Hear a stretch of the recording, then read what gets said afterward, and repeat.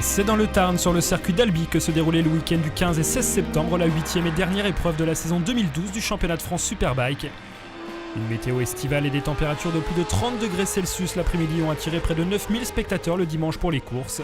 Avec encore 4 titres à décerner parmi les 6 catégories au programme, et notamment celui de la catégorie 125 Moto 3 entre Robin Hahn et Jules Danilo. Un circuit d'Albi long de 3 km 565 que l'on découvre en caméra embarquée sur la Ducati 1199 Panigale du réunionnais Thomas Métro.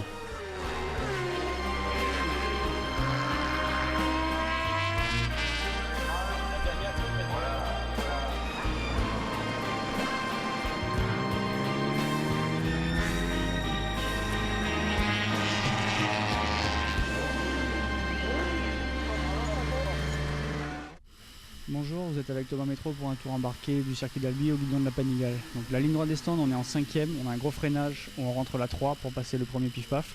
Donc les deux premiers points de corde très tard pour s'aligner, pour se faire une bonne sortie.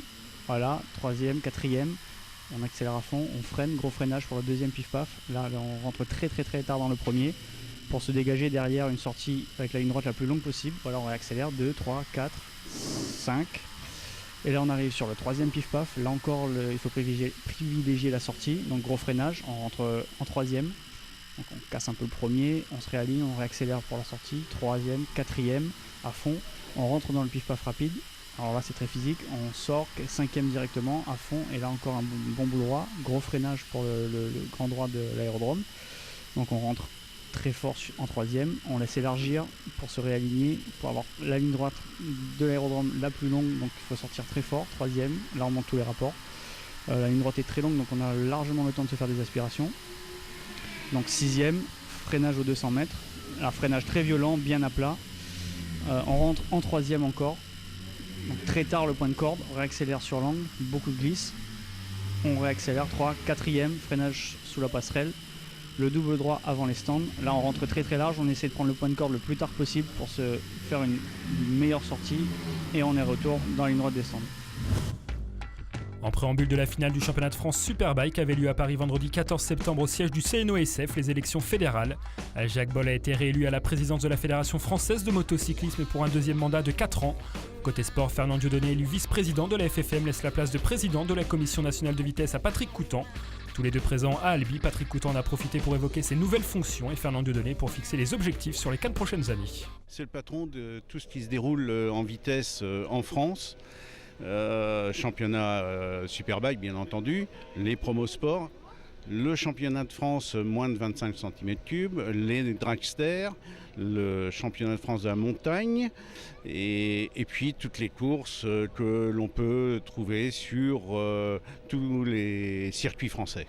Les objectifs sont déjà de réussir à pérenniser la discipline, enfin la moto, parce que vous savez qu'elle est à l'heure actuelle l'objet de nombreuses attaques des divers gros groupes de toutes tendances qui souhaiteraient voir disparaître les sports mécaniques. Et puis également, il faut apporter une attention particulière à la structuration des ligues, aux organisateurs, essayer d'avoir une approche tout en restant des bénévoles, mais d'avoir une approche plus professionnelle, etc., etc. Si vous voulez, c'est une mutation qui va se faire tranquillement et voilà, c'est le programme pour les 4 ans à venir, le développement de notre discipline, avec toutes les compétences nécessaires pour en assurer le développement. Robin Hahn face à Jules Danilo, c'est le duel pour le titre dans la catégorie 125 Moto 3, 15 points les séparent avant l'ultime course de la saison ce week-end à Albi. Robin Hahn, 14 ans, arrive dans le Tarn leader du classement général pour sa première saison en championnat de France. Le Haut-Savoyard de la Dark Dog Academy a bâti sa saison sur la régularité en étant toujours classé dans les 5 premiers.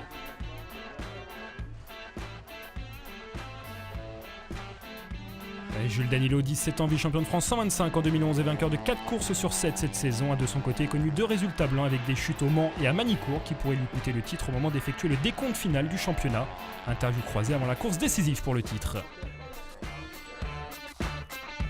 Ce que j'ai à faire, c'est partir en tête et puis faire ce que j'ai à faire et puis on verra ce qui se passe derrière.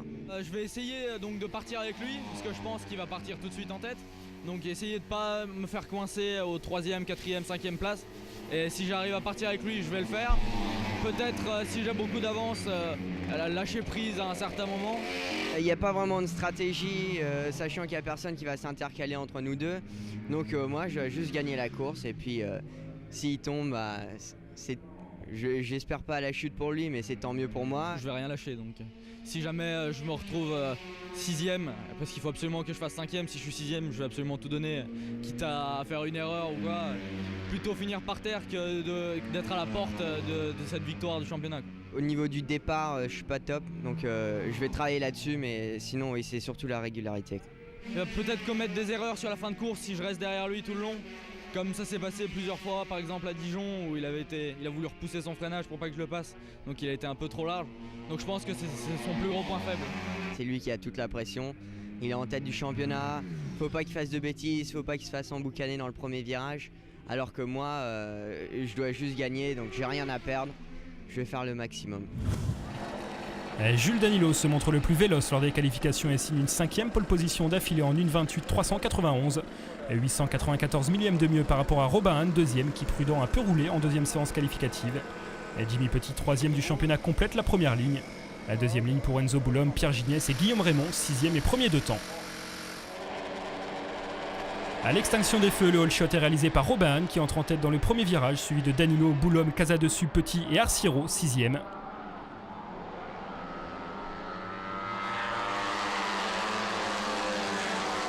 Jules Danilo prend les commandes dans le premier tour, suivi par Hahn et Boulom. Les 3 hommes de tête ont déjà creusé un petit écart à l'issue du premier tour sur un groupe de 4 emmené par Hugo Casadessus devant Jimmy Petit, Christophe Arciero et Pierre Gignac. Après 4 tours, Danilo commence à s'échapper, seul en tête et compte un peu plus d'1 seconde d'avance sur Robin Hahn. Enzo Boulom, toujours 3e, n'a pas pu suivre le rythme des 3 premiers. Il est rejoint par Jimmy Petit et Hugo Casadessus. À mi-course, l'écart est fait. Danilo possède 2 secondes 7 d'avance sur Robin Hahn. En cas de victoire de Danilo, le pilote de la Dark Dog Academy sait qu'il doit terminer à une des 5 premières places pour être champion. Derrière, la 3e place est disputée. Les positions ne cessent de changer entre Petit, Casadessus et Boulom qui termineront dans cet ordre. Plus loin dans la course, belle bagarre également pour la place de premier de temps au 8e rang entre Guillaume Raymond, Reynald Castillon-Giovanni et Guillaume Antiga. Dans la 2e partie de course, Jules Danilo continue de creuser l'écart. Le Lillois remporte sa 5e victoire de la saison et passe la ligne d'arrivée avec plus de 7 secondes d'avance sur Robin Hahn, qui devient le premier champion Moto 3 de l'histoire du championnat de France à 14 ans seulement.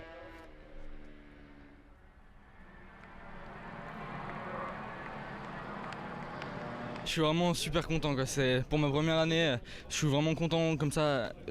Comme c'était la première année des Moto 3, ça en rajoute encore, mais déjà des champions de France, là c'est un rêve, quoi. C'est vraiment génial. Je m'étais déjà raté une fois, je m'étais fait prendre le titre à une course de la fin. Cette fois j'ai réussi à l'avoir, donc je suis vraiment super content, quoi. C'est génial. Aujourd'hui j'ai fait ce que je devais faire, j'ai gagné la course avec une bonne avance.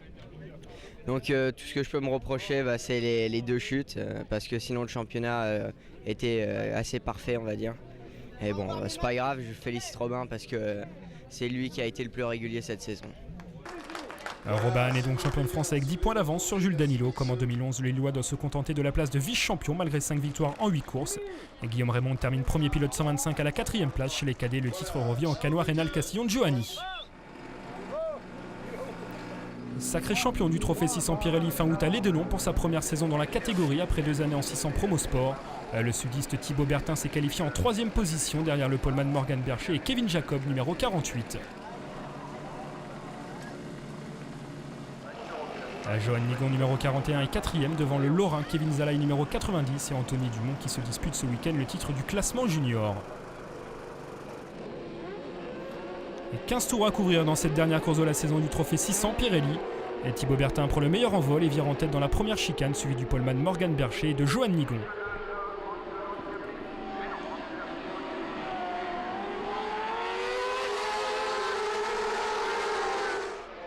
Avant même la fin du premier tour, Bertin, alors leader, se fait piéger et perd l'avant dans le dernier virage du circuit sur une partie glissante de la piste.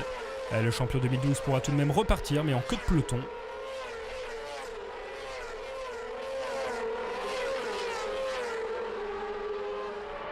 Après 4 tours, 3 hommes se sont détachés aux avant-postes. Johan Nigon, Morgan Bercher et Gabriel Ponce, suivi d'un groupe de 4 à 2 secondes derrière avec Hugo Clerc, Kevin Zalaï, Anthony Dumont et Kevin Jacob. Dans le 5e tour, Morgan Bercher, dont le meilleur résultat cette saison est une 4e place à Manicourt, s'empare de la première place devant Johan Nigon et Gabriel Ponce. Puis c'est au tour de Gabriel Ponce de prendre le meilleur sur Johan Nigon pour le gain de la deuxième place. Derrière, dans le groupe de chasse, Zalaï et Claire réalisent à tour de rôle le meilleur temps en course et réduisent l'écart sur le trio de tête. Alors que les 2 tiers de la course ont été effectués avec toujours le même trio, Bercher devant Ponce et Nigon. La course est arrêtée au drapeau rouge suite à la chute d'un concurrent. Morgan Bercher est déclaré vainqueur, son premier succès de la saison qui lui permet de terminer à la 3e place du classement junior.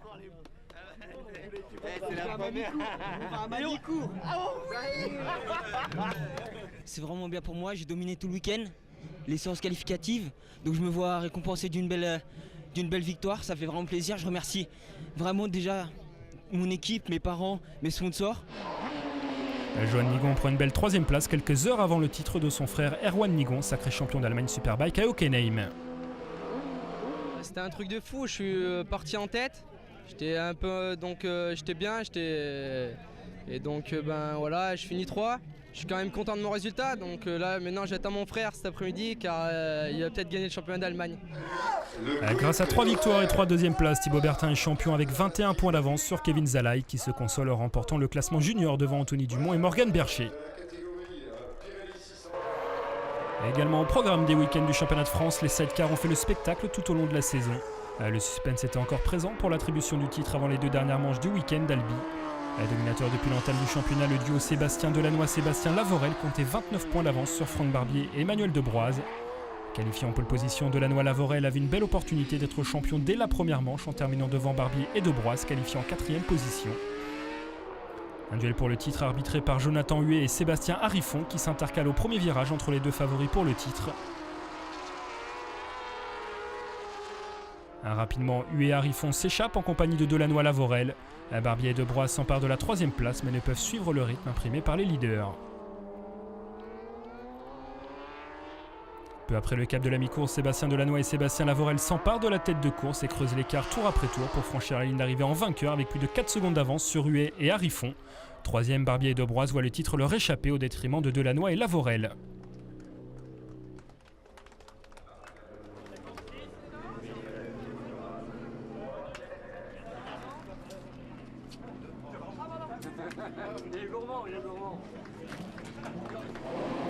Dans la dernière course de la saison, le scénario est identique à la première manche.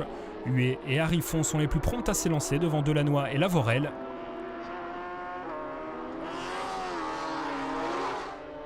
Au 8e tour, les nouveaux champions s'emparent de la première place au bout de la ligne droite et ne la lâcheront plus jusqu'à la ligne d'arrivée, franchie avec plus de 8 secondes d'avance sur Huet et Harifon, 2e. Barbier et Debroise terminent une nouvelle fois à la 3e place. Au classement final du championnat, Sébastien Delannoy et Sébastien Lavorel sont champions avec 47 points d'avance sur Franck Barbier et Emmanuel Debroise. En F2, le titre était déjà acquis depuis les 2 noms pour le duo Estelle Leblond et Thomas Quintre. La Coupe de France European Bike se fêtait également sa finale dans le Tarn pour sa toute première édition après avoir pris la suite du championnat Top Twin en 2012. Et Thierry Capella, son organisateur, dresse un bilan positif au terme de la première saison de cette nouvelle catégorie réservée aux machines européennes. Bilan plutôt positif parce qu'en fait on avait décidé d'ouvrir cette catégorie justement aux multicylindres, c'est-à-dire 4 cylindres, toujours en restant bien sûr dans une logique de marque de moto européenne. On était un petit peu limité, ça fonctionnait bien, mais on était un petit peu limité en restant que sur du twin. Donc non, je suis ravi. Le titre restait à décerner pour cette finale d'Albi dans la Coupe de France European Bikes entre Stéphane Pagani et Nicolas Trollard, tous les deux sur Ducati 1198. Avec 25 points d'avance, Stéphane Pagani pouvait être titré dès l'issue de la première manche en terminant devant Nicolas Trollard, auteur de la pole position. Le pilote de la Ducati numéro 3 repousse l'échéance en s'imposant dans la première course. Stéphane Pagani termine seulement 3e à 20 secondes de son rival pour le titre. Michel Amalric s'est intercalé entre les 2 hommes en prenant la 2e place. Au départ de la 2e manche décisive pour le titre, Stéphane Pagani possède 16 points d'avance sur Nicolas Trollard. Mais contraint de rentrer au stand à 2 tours de l'arrivée, Trollard laisse la 2e place et le titre de la Coupe de France European Bikes à son rival Stéphane Pagani. La victoire de cette dernière course revient à Michel Amalric. Sur le podium final du championnat, on retrouve donc les 3 animateurs de ce week-end d'Albi, Stéphane Pagani, Nicolas Trollard et Michel Amalric.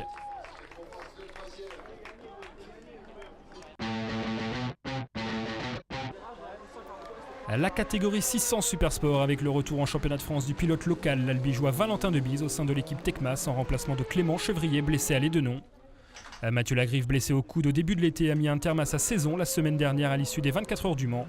Il est remplacé dans la structure technique Racing de Philippe Muchery par Ornella Ongaro qui effectue son retour en Supersport après avoir débuté la saison en trophée 600 Pirelli.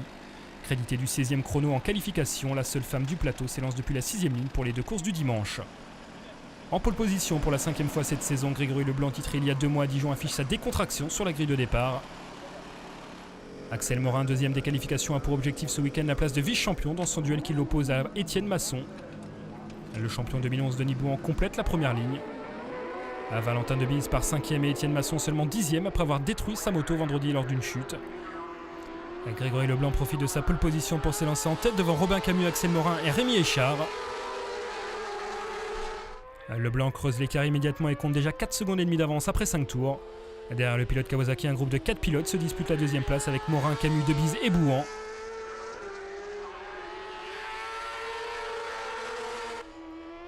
À mi-course, Leblanc a course gagnée avec près de 6 secondes d'avance sur un groupe désormais composé de 5 pilotes. David Perret est revenu au contact de Camus, Morin, Debise et Bouhan qui ne cessent de s'échanger la 2e place. Un peu plus loin, Échard, Guité, Masson et Di Carlo sont en bagarre pour la 7e place et complètent le top 10. Pour la première fois de la saison en lutte pour le podium, Robin Camus commet une erreur dans le 12e tour et perd 3 positions, ce qui le relègue en dernière position de son groupe. Sans trembler, Grégory Leblanc s'impose pour la 9e fois de la saison. Les 2 dernières places du podium sont finalement revenues dans le dernier tour à Denis Bouhan qui termine devant Axel Morin 3e.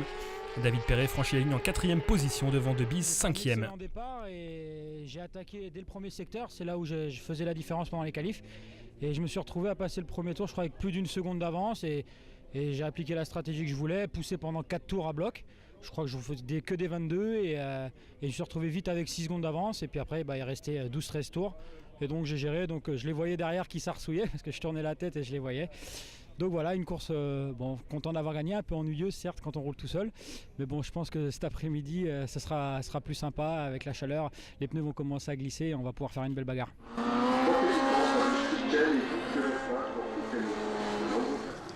L'après-midi pour la dernière course de la saison Super Sport, Leblanc réalise à nouveau le meilleur départ devant Morin et Bouhan. David Perret et Baptiste Guité se gênent et coupent la chicane.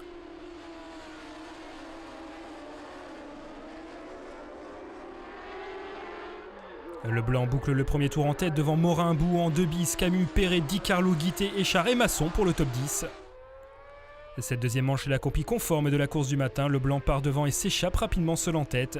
Derrière, un groupe de 3 se forme avec Morin, Debise et Bouhan. Debise, plus agressif dans les premiers tours, s'empare de la 2e place dans le 5e tour, 3 secondes et demie derrière Leblanc. L'Albigeois tente de prendre le large sur Morin et Bouhan qui sont rejoints par David Perret, numéro 18. Perret passe en 3e position et revient sur Debise qui n'a pu s'échapper, va devoir lutter pour la 2e place face à Perret, Morin et Bouhan. Plus loin derrière, Masson, Échard et Guité se battent pour la 6e place.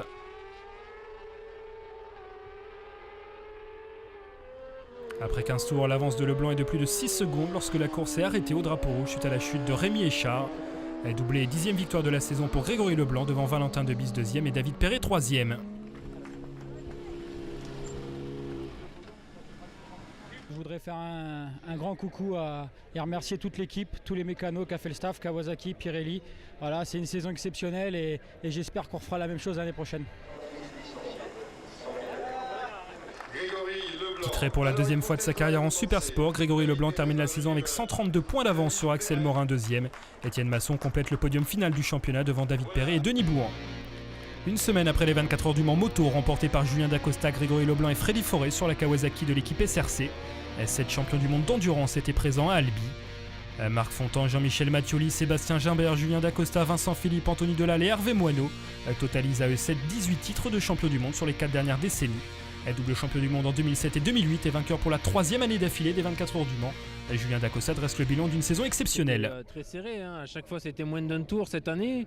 On commence à avoir l'habitude maintenant, donc on ne se repose pas et je pense que c'est ça le moteur, c'est qu'on est toujours sous tension et l'équipe se donne à 100%. Et la différence, je pense que, je sais pas, un peu tout, et il faut une course d'endurance, il faut tout additionner, donc voilà, on a eu beaucoup de chance, on a mis du gaz quand il fallait mettre du gaz, prendre ne pas prendre de risques quand il fallait pas les prendre. Donc tout nous réussit. Une année 2012 à marquer d'une pierre blanche. Vincent Philippe, deuxième des 24 heures du Mans, a remporté un 7e titre de champion du monde d'endurance dans la Sarthe. Le pilote du CERT s'est imposé dans les années 2000 comme la référence de la discipline. Il faut beaucoup de courage, évidemment.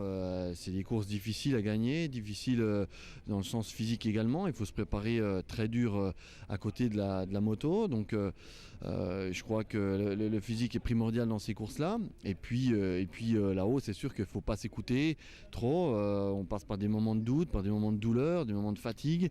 Et tout ça, il faut le mettre de côté pour donner le maximum à chaque fois sur la moto. Donc voilà, moi ce que je fais, c'est que chaque année, je remets les compteurs à zéro. Je fais comme si j'avais aucun titre et je repars de plus belle chaque fois. J'essaie toujours d'être le meilleur, d'être au niveau de mes collègues et puis de gagner toujours et toujours. Quadruple champion du monde d'endurance dans les années 80, Hervé Moineau a également été l'entraîneur de Vincent Philippe en équipe de France de vitesse au début de la carrière du doubiste. Il nous parle de ses qualités qui en font aujourd'hui la référence de l'endurance. Vincent, c'est avant tout un très grand sportif. C'est quelqu'un qui est très généreux, qui a du cœur. Et on le voit puisqu'il fait aussi des courses de vélo, parce qu'il est assez discret là-dessus, mais bon, il gagne quand même des courses de vélo. En même temps, il fait le championnat de France Superbike et en même temps, il fait le championnat du monde d'endurance. Il est en effet 7 fois. Et c'est aussi un redoutable pilote parce que là, on a vu sur ces dernières 24 heures, ils ont fait la course quasiment à 2 avec Anthony Delal. Et voilà, c'est un redoutable, c'est un pilier. Seul pilote à être descendu sous la barre d'1 minute 19 secondes lors des qualifications, Sébastien Gimbert est en pole position de la catégorie Superbike. Julien Dacosta, deuxième, a besoin d'inscrire seulement 2 points pour valider le titre suite à l'appel effectué par David Muscat après son déclassement à l'Aidenon. Vincent Philippe complète la première ligne de la grille de départ. Sur la deuxième ligne, David Muscat est qualifié en 4e position mais n'est pas présent pour la première manche. Après la casse du moteur de sa Ducati lors du warm-up, il laisse Mathieu Ginès et Hugo Marchand seuls sur la deuxième ligne. À l'extinction des feux, ils sont 26 à s'élancer pour l'avant-dernière course de la saison. Julien Dacosta surprend Sébastien Gimbert et vire en tête dans le premier droit, suivi de Gimbert, Philippe, Ginès, Marchand et Dietrich. À l'image de cette saison 2012, on va assister à un duel entre le Bitarois Julien Dacosta et le Varois Sébastien Gimbert. Avec déjà plus de 6 secondes d'avance sur Vincent Philippe, 3e avant le cap de la mi-course. Gimbert double Dacosta dans le 8e tour et s'empare du commandement. Le pilote BMW creuse l'écart sur le pilote Kawasaki dans la deuxième partie de course et s'impose pour la 5e fois de la saison avec plus de 7 secondes d'avance sur Julien Dacosta, qui valide le titre de champion de France Superbike en terminant 2e. Vincent Philippe finit 3e à plus de 16 secondes du vainqueur.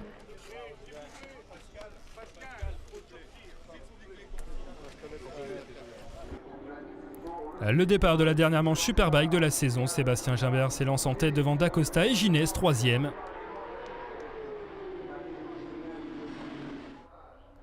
À la fin du premier tour, Dacosta s'empare de la première place devant Gimbert et boucle le premier tour en tête. Les 2 hommes forts de la saison licenciés au motoclub d'Albi s'échappent rapidement et laissent derrière eux un trio se battre pour la dernière marche du podium, composé de Ginès, Philippe et Muscat de retour après avoir manqué la première manche.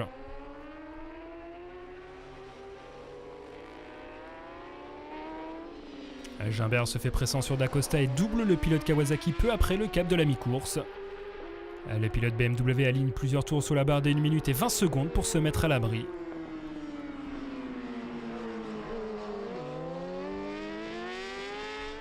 Pour la 3e place, Ginès, Muscat et Philippe sont rejoints par Guillaume Dietrich en fin de course.